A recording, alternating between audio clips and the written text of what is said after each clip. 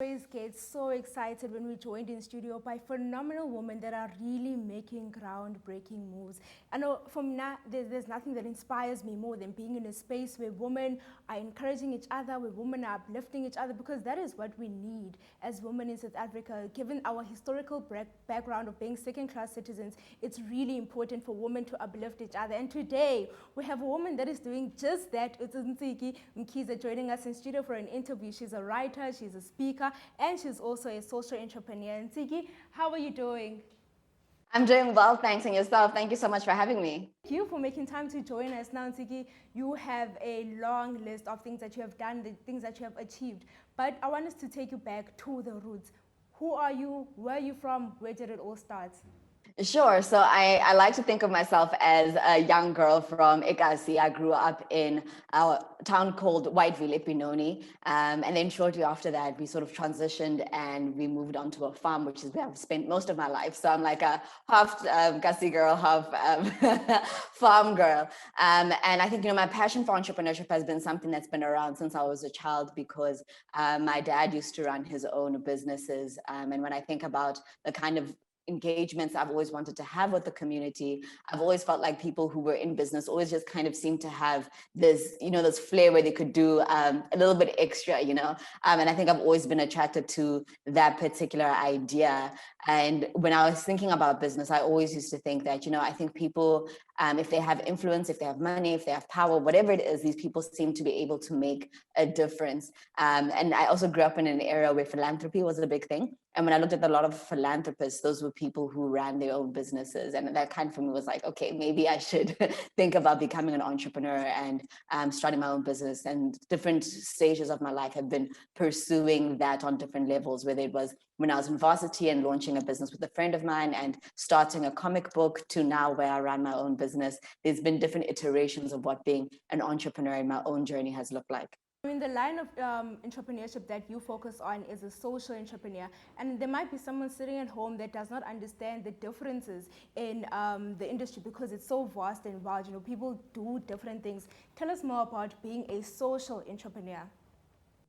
Yes, so a social entrepreneur is simply an entrepreneur who runs a business that has a specific social mission or a specific purpose around creating social impact, right? And when we talk about social impact, we're specifically referring to social issues. So whether it is socio-demographics, socio-economic issues, socio-political issues, whatever it is, but it's really around the social standard way that people live. That's what we mean when we talk about social. And really, there's a whole spectrum of impact that you can have within the social entrepreneurial space. So whether it is considering the environment, whether it's issues pertaining to people, whether it's issues pertaining to justice, it's really within that space. So a mission-driven business, and a lot of people often think that you can't make a profit while running a social enterprise, and you actually can, right?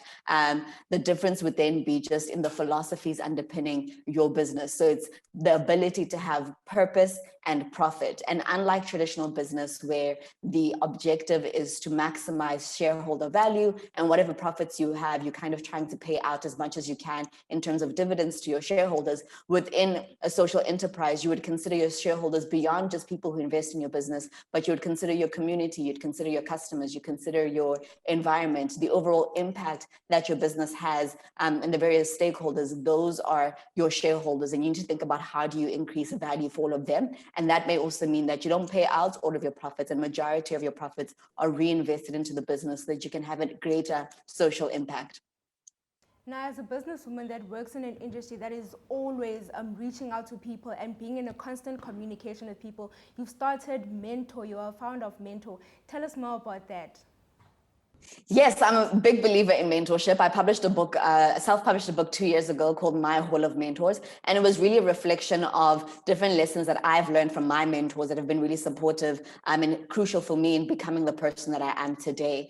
And then last year, I had the opportunity to complete my master's in social innovation. And so for me, the two came together in this business called Menther, so Menther. And Menther is focused on providing a global mentorship network specifically supporting female social entrepreneurs. And the reason behind that was, firstly, when I often engage with women on any kind of level as entrepreneurs or in business, women often tell me that they struggle to find mentors, or that it's difficult for them to find the right kind of people to mentor them.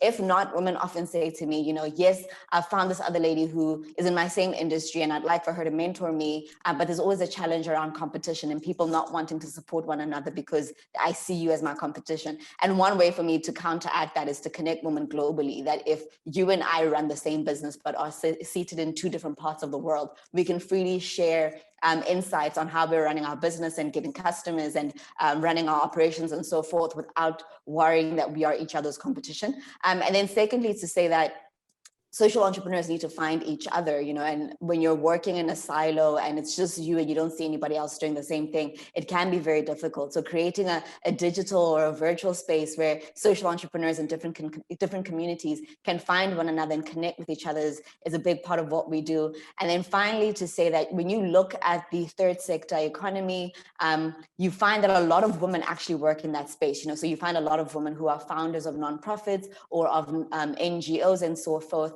And it's like, yes, women are wonderful, they're nurturers, they volunteer, but that's not something that people should assume that women should just be doing because they're kind-hearted people, right? These are spaces where we need to capacitate the women to have more resources to be able to continue to do the work that they do. But we also know that if you're able to take care of yourself, you're better able to impact the communities that you work with. So to really help people in the third sector to transition into socioeconomic models that allow them to maximize on profit as well as on their mission, and to make sure that they're able to generate profit or just generate an income in their business in any way that then allows them to continue with the good work that they're doing, so that work is subsidized, but also that work is sustainable and they can continue to serve their communities in the ways that they do.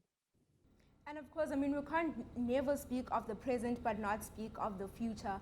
Where do you want to see yourself as a social entrepreneur, a speaker and a writer in the next 5 years? What can we expect from the work that you do? Yes, so as we grow Mentor, we launched a magazine this month in the spirit of celebrating International Women's Day. And the theme for the launch of our magazine was launch and challenge, right? So to inspire women and our readers and entrepreneurs and wannabe entrepreneurs to finally start the idea, finally start the business, finally get moving on that project. And in the process of doing that, to challenge the status quo, challenge what is possible for yourself, challenge what other people think is possible for you. So for the future, of Mentor, really what we want to do is to continue supporting people to launch businesses and to create social impact enterprises and to connect social entrepreneurs across the world, specifically in Africa, where we are facing a lot of social issues, to be able to support more businesses in that space that are able to support social issues and officially, hopefully at some point, eradicate social issues, but also to create more access to markets and more access to resources for people who are running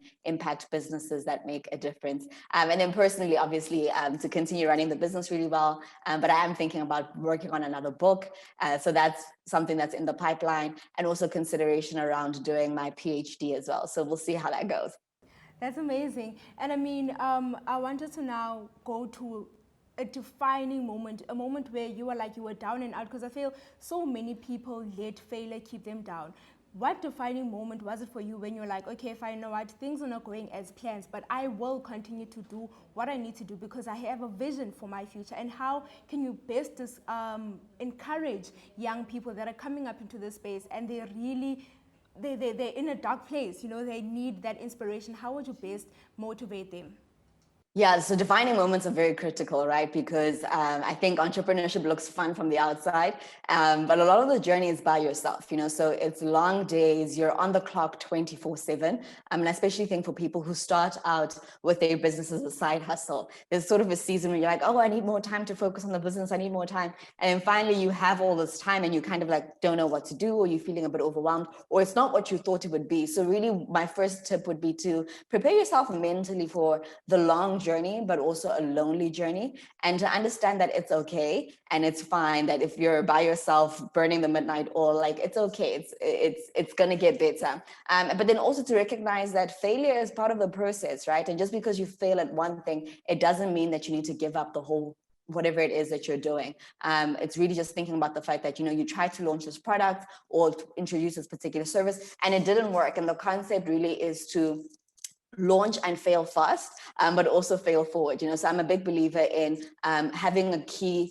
minimum viable product. So have an MVP, develop that, and put that out into the market quickly, right? So that you can get feedback. At Mentor, one of the big things that we do is co-create with our audience. So it's not about building this grand platform or an app or whatever it is that we think it should be, but it's been growing with our audience and our community and saying, this is what we want to support you in. Do we have the right idea? What's your feedback? And kind of building something as you grow with the audience that you're wanting to support. And to understand when things don't work, it's just feedback. It doesn't mean you've failed. And those are very crucial defining moments on your journey that you should be prepared for up front. And then also be part of a community, find other entrepreneurs that you can connect with and be like, yo, Gunzima, like, I didn't see this coming and it's hard. And that you can have that support within your community. And I think for me, defining moments have always been those moments when I've been working on a project behind the scenes and it's finally launch time. And there's that excitement, but also a lot of nervousness, because once an idea or a concept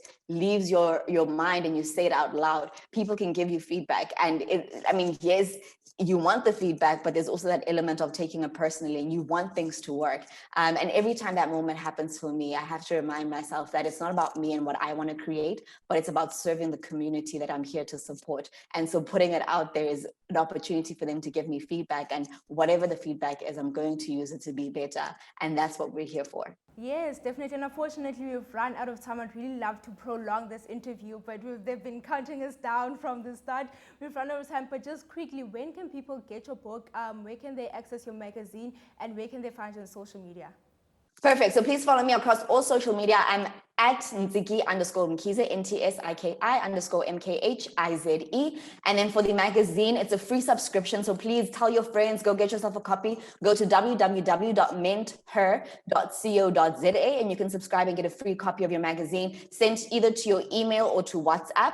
And then also with the business, you can find all the information on our website. If you want to be part of our community, that information is available on our website. And then in terms of my book, you can DM me on social media, or you can send an email to orders@ntsikim.co.za. Thank you so much for joining us, Ntsiki. Unfortunately, that's all we have time for today for now, but the show still continues. We'll see you after this.